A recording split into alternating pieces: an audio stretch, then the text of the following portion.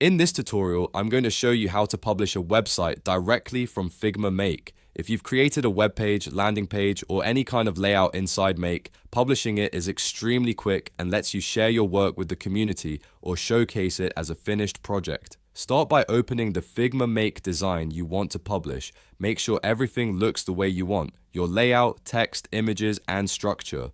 Once your design is ready, look toward the top right corner of the Figma Make interface. You'll see a Publish button. Click on it to begin the publishing process. A panel will appear where you can set up the details for your published website.